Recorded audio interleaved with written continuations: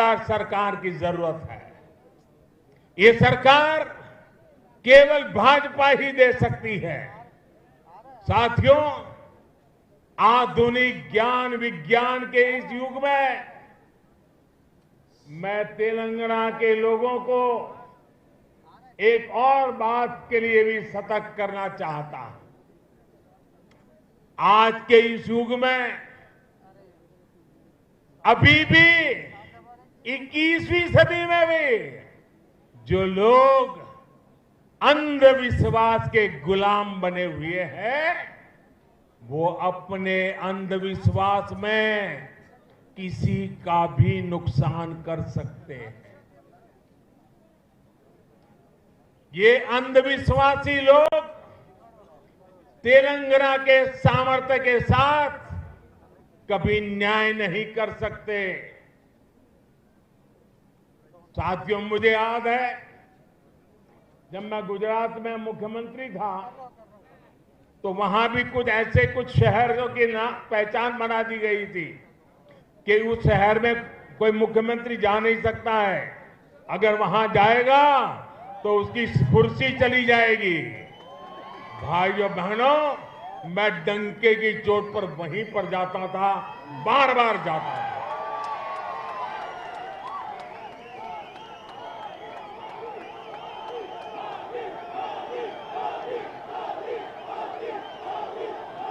मैं विज्ञान में विश्वास करता हूं, मैं टेक्नोलॉजी में विश्वास करता हूं।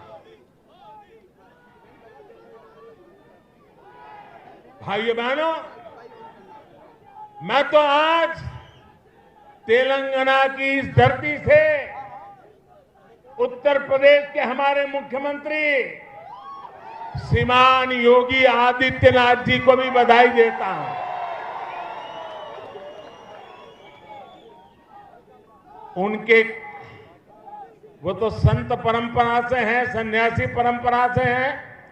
उनके कपड़े और वेशभूषा देख करके कोई भी बात मान लेगा।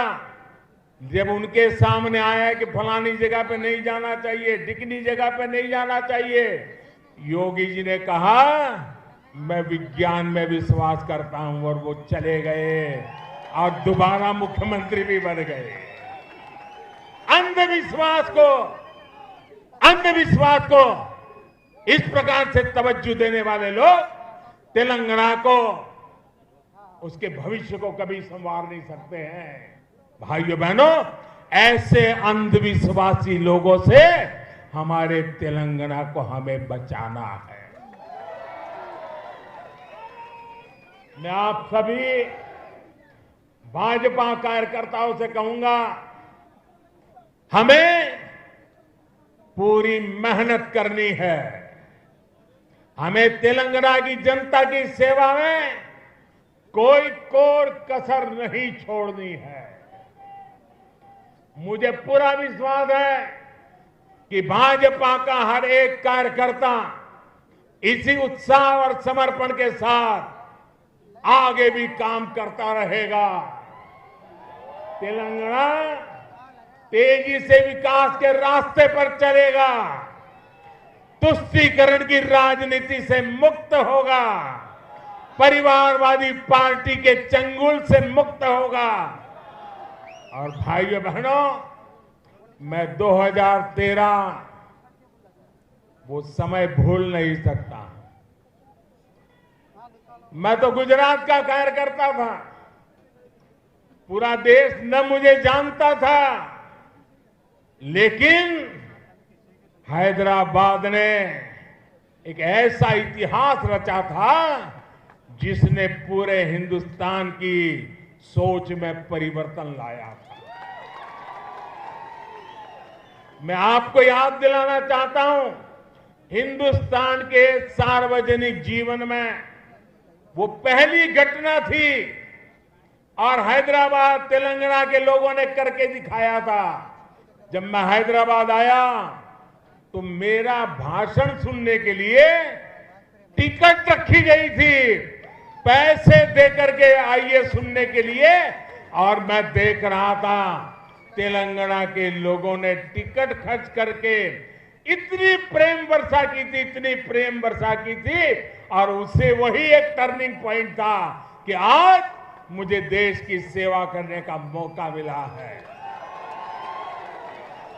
यही हैदराबाद, यही तेलंगाना हम नया इतिहास बना करके तेलंगाना में झंडा गाड़ने वाला है।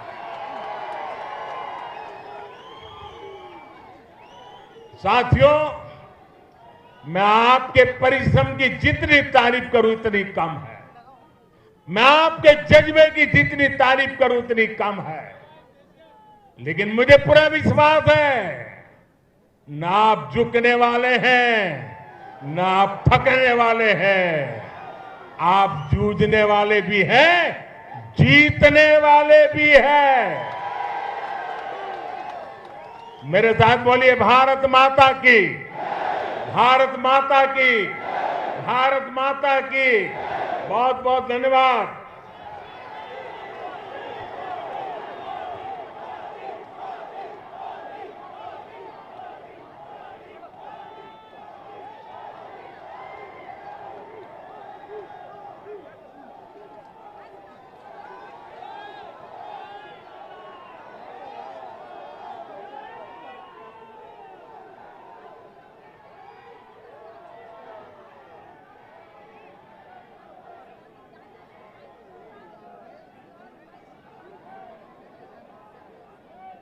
భారత్ మాతాకి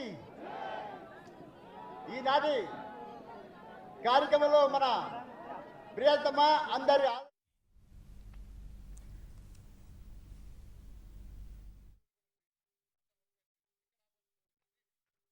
కేసీఆర్ పాలనపై ప్రధాని మోదీ ఎదురుదాడికి దిగారు. హైదరాబాద్ లో అడుగు పెట్టగానే టీఆర్ఎస్ పై విమర్శనాస్త్రాలు సంధించారు.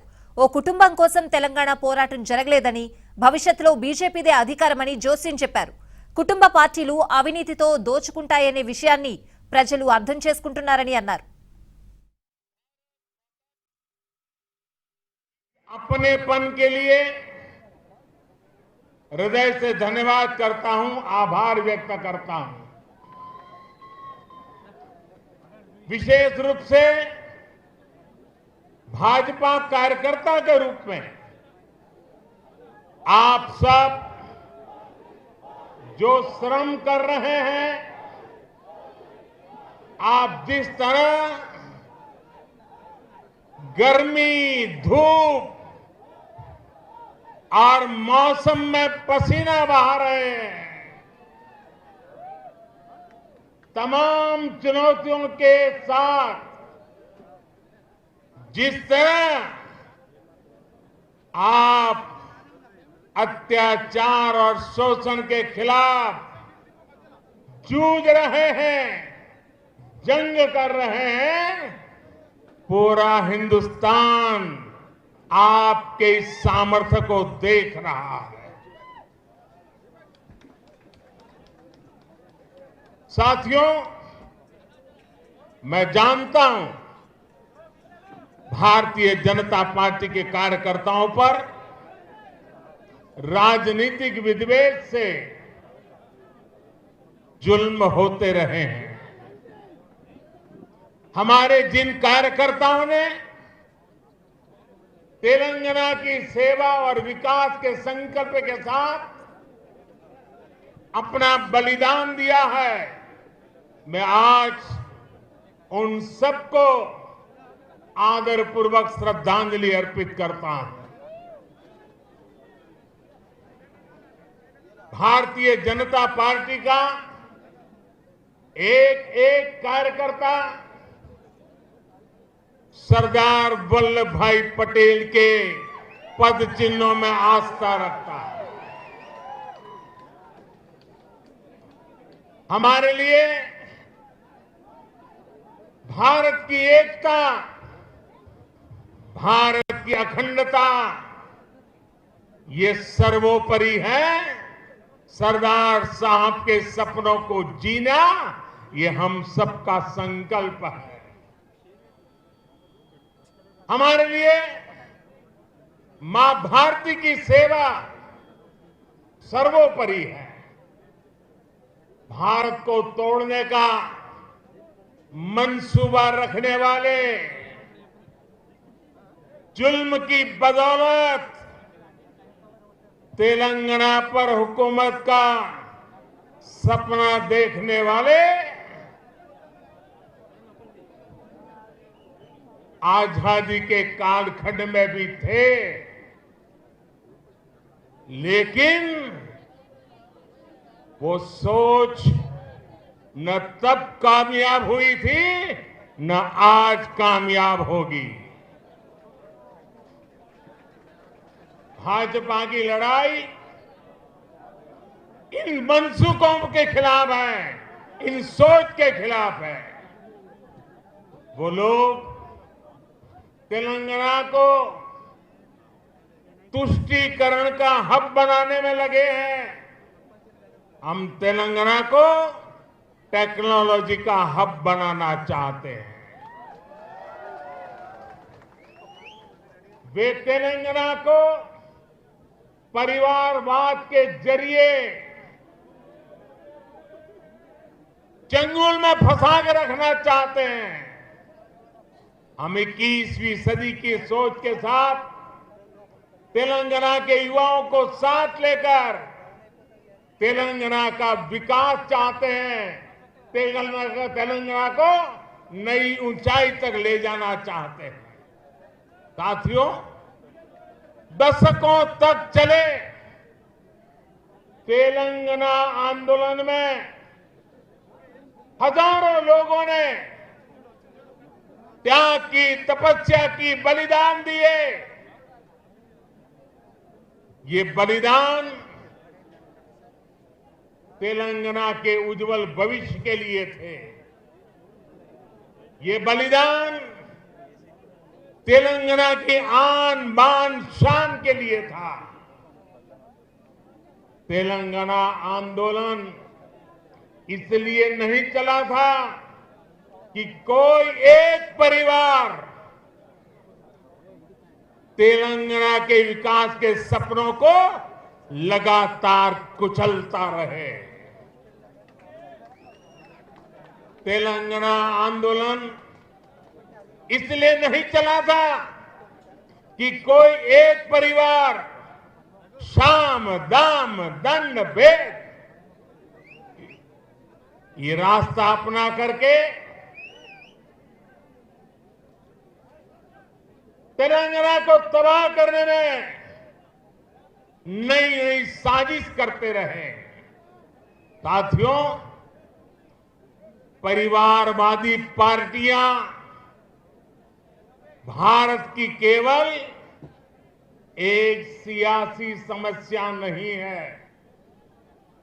परिवारवाद और परिवारवादी पार्टियां देश के लोकतंत्र और देश के युवा दोनों की सबसे बड़ी दुश्मन है। देश ने देखा है, तेलंगाना के लोग देख रहे हैं कि एक परिवार को समर्पित पार्टियां जब सत्ता में आती है तो कैसे उस परिवार के सदस्य भ्रष्टाचार उसका सबसे बड़ा चेहरा बन जाते हैं। तेलंगाना के लोग देख रहे हैं कि परिवारवादी पार्टियां किस तरह सिर्फ अपना विकास करती है, अपने परिवार के सदस्यों की तिजोरियां भरती हैं। इस परिवारवादी पार्टियों को गरीब के दर्द की, गरीब की तकलीफ की न उनको कोई चिंता होती है, न कोई परवाह होती है। इनकी राजनीति सिर्फ इस बात पर केंद्रित होती है कि एक परिवार लगातार किसी भी तरह सत्ता पर कब्जा करके लूट सके तो लूटता रहे। इसके लिए ये लोग समाज को बांटने की साजिश रखते हैं। जनता का विकास में उनकी कोई रुचि नहीं होती है। पिछड़ेपन